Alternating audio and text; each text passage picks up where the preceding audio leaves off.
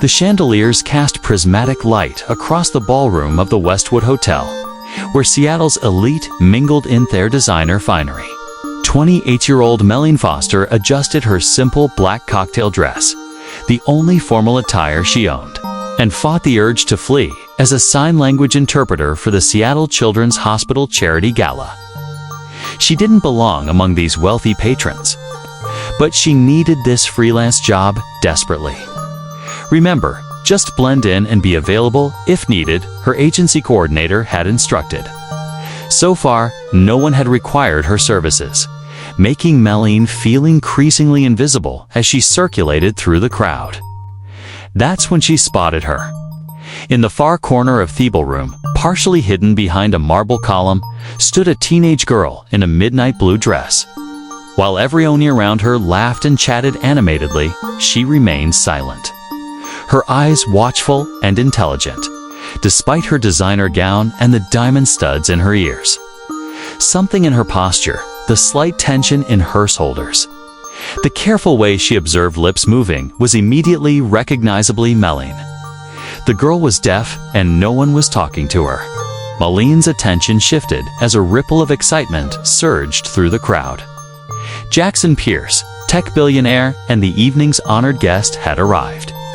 His company, Pierce Innovations, had donated millions to that children's hospital's new pediatric wing. Cameras flashed as he entered, a tall man with salt and pepper hair and commanding presence. People gravitated toward him like moths to flame, eager to share his spotlight.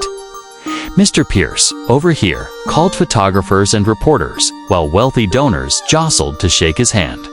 Meline glanced back at the girl in blue, noticing how she watched her father. For who else could the famous Jackson Pierce be to her? With a mixture of pride and resignation. Not once did Pierce look in his daughter's direction, and not once did Danyon approach her. Taking a deep breath, Meline crossed the room. As she neared, the girl's eyes widened slight-line surprise at being directly approached.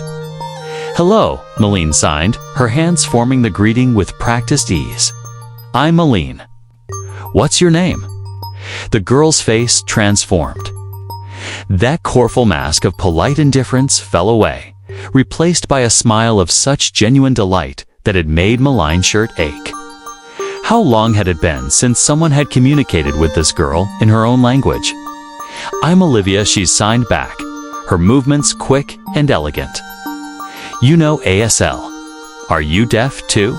"No," Meline replied, her fingers singing through the signs. "I'm an interpreter. I work at the children's hospital sometimes. The one my father donated to." Olivia nodded, a flicker of something complicated passing across her face. "I'm supposed to stand here and look pretty for the photos later." The bitterness in her expression told Meline everything.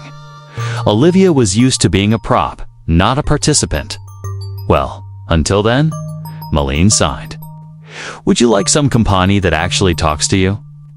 Olivia's laugh was silent but expressive. "God, yes. I've been watching people's lips all night until my eyes hurt. Do you know how many people here have asked me if I can read their lips in? Then they exaggerate everything like I'm 5 years old." Meline smiled, knowing exactly what she meant. Or they shout back as apparently being deaf also means you're stupid. Exactly, Olivia signed her movements becoming animated. Or my personal favorite, when they find out I'm deaf, they immediately start talking to whoever's with me instead, as if I've suddenly become invisible. As they conversed, Meline noticed how Olivia's shoulders relaxed, how her eyes brightened. The girl was smart, wickedly funny, and starved for real conversation. "I'm in my senior year," Olivia explained when Meline asked about school. "I go to Westridge Academy. It's mainstream, but they have a deaf program." "Do you have many friends there?" Meline asked. Olivia's hands hesitated. "Not really. The hearing kids think I'm stuck up because I'm Pierce's daughter. And the deaf kids think I'm privileged and don't understand their struggles." "That sounds lonely," Meline replied Nestle. "It is what it is." Olivia signed with a shrug that didn't quite hide her pain. At least I have my art. I paint. Actually, I'm pretty good at it. I'd love to see your work sometime, Meline told her.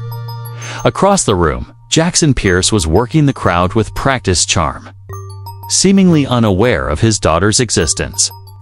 Melina couldn't help but notice how Olivia's eyes occasionally drifted toward him, a mixture of longing and resentment in her gaze. Your father seems very busy tonight, Meline commented carefully. Olivia's smile turned bitter. He's always busy. Pierce Innovations doesn't trend itself, you know? Her signing took on a mocking quality, clearly repeating words she'd seen many times. He's built quite an empire since my mother died. I'm very proud of him. The rehearsed nature of the statement was sharp-breaking. When did your mother pass away? Meline asked gently. When I was 7. That's when everything changed. Olivia's hands slowed. Before that, our house was full of music, which is ironic, I know. My mother was a concert pianist. She made sure I experienced music in my own way, through vibrations, through the way her face looked when she played. After she died, the music stopped. Dad buried himself in work, and I became the problem to solve. The problem? The deaf daughter, the specialists, the surgeries, the therapies. He wanted to fix me. Olivia's signs became sharp, angular. He never learned to sign.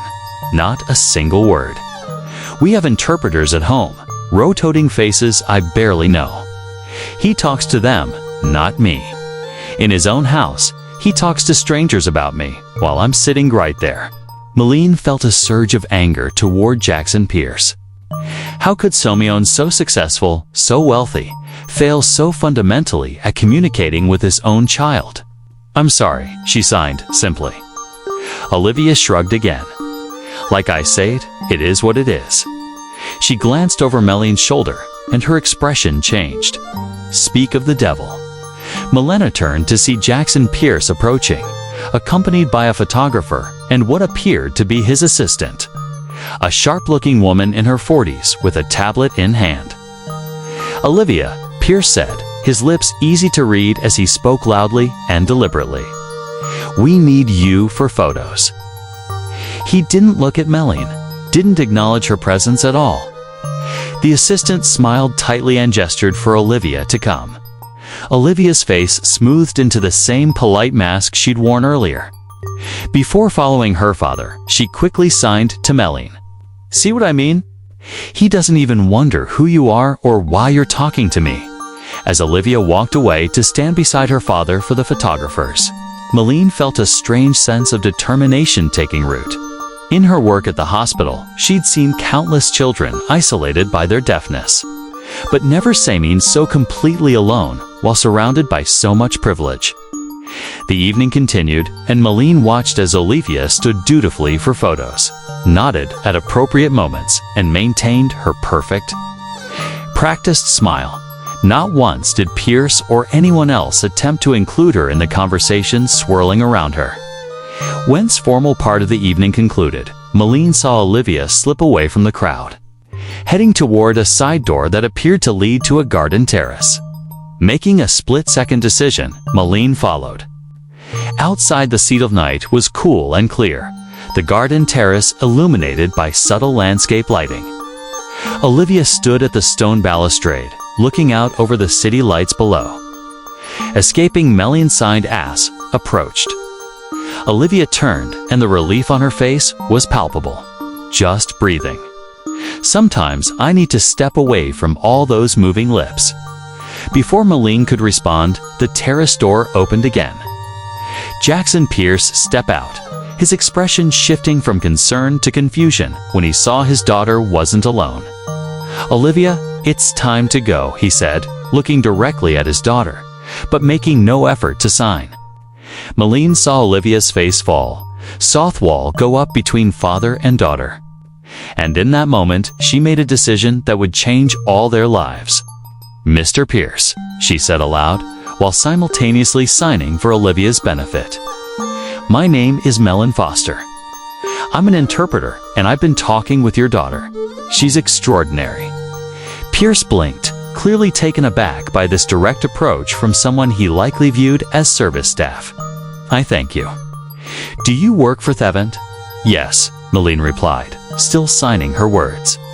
"But right now, just someone who thinks you should know what you're missing by not being able to communicate with Olivia directly." The billionaire's expression hardened.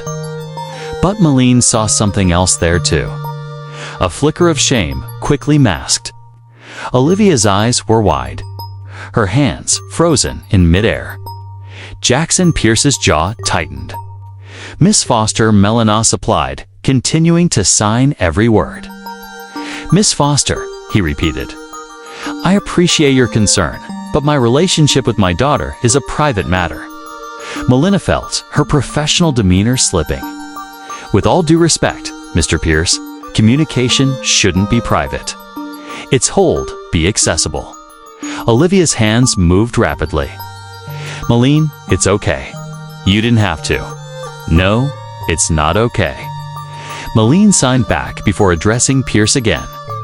"Your daughter was standing alone all evening while everyone celebrated your generosity. Do you see the irony in that?" A flash of genuine hurt crossed Pierce's face before his business mask slipped back into place. "You've overstepped, Miss Foster." "Olivia, we single quotes relieving." He turned and walked back toward the ballroom, clearly expecting his daughter to follow. Olivia hesitated, her eyes locked with Meline's. "I'm sorry," Olivia signed quickly. He gets defensive about this. "It's been this way since the accident." "Accident?" Meline asked, but Olivia was already moving.